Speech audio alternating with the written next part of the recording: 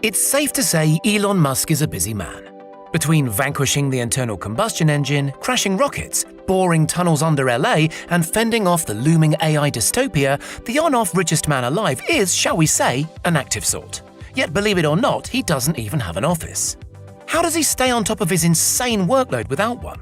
Join us today as we gather round the water cooler for a sneaky chat about why Elon Musk doesn't have an office. Last year, Elon Musk was speaking to a gathering of chief executives and posed this rhetorical question. Are CEOs in corporate America focused enough on product improvement? I think the answer is no. But fear not, Elon Musk told the assembled worthies, because he has the answer. Spend less time in conference rooms, less time on finance, less time on PowerPoint, and more time trying to make your product as amazing as possible. Musk certainly practices what he preaches. I don't really have a desk, he says. I move myself to wherever the biggest problems are. Like an old-time military general, Musk understands the raw inspirational power of a present hands-on boss. I really believe one should lead from the front line, he said, and that's why I'm here. When Tesla was going through what he called production hell during the birth of the Model 3, the CEO assumed direct and full oversight of manufacture, down to the last weld. So even if he did have some lavish Mr. Burns-esque office to work out of, he'd spend vanishingly little time in it. I am personally on that production line, trying to solve problems, he said, during an especially tricky phase of Tesla development. We are working 7 days. I have personally been here on Zone 2 module line at 2 a.m. on a Sunday morning, helping diagnose robot calibration issues. No task is too menial. With this ferocious workload comes an expectation others will put their backs into it and pull random all-nighters, and he isn't afraid to tell shirkers that his is no 9-to-5 place of business.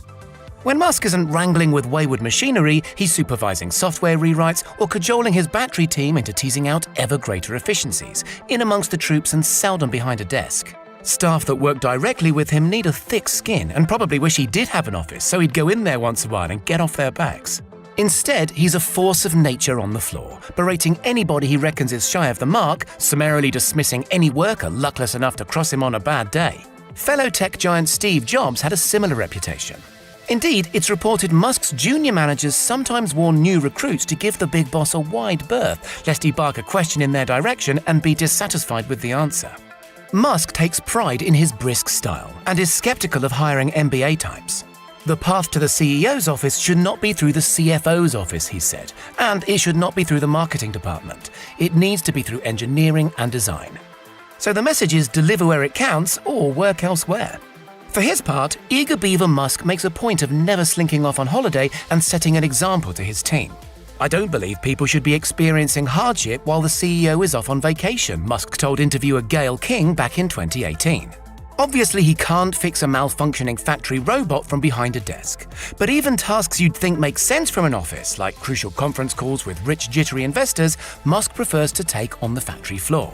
He'll even catch a nap there from time to time.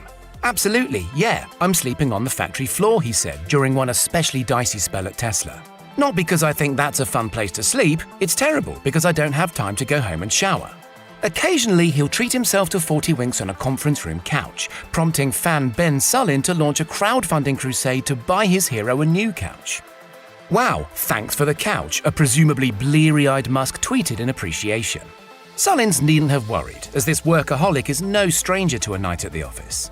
Back in the day, when founding his first company, Zip2, with brother Kimball, the Musks didn't have the money for both an office and an apartment, so they slept at the office. We showered at the YMCA, and we were so hard up that we only had one computer, Musk recalled in 2014. The website was up during the day, and I was coding it at night, 7 days a week, all the time. It's reasonable enough to wonder how on earth, without an office, he manages such awesome productivity. For a start, he avoids phone calls if at all possible, preferring email or text on his phone. He uses a jealously guarded secret email address to dodge tiresome spam. He loathes corporate jargon, believing offices and phony office speak are detrimental to meaningful productivity and progress. It's said he parcels or batches tasks into 5-minute chunks. And while his public profile might lead you to believe he's never out of the news, in fact, he says he prefers to duck such things. 80% of my time is on engineering design, he's tweeted, and just 20% on other stuff.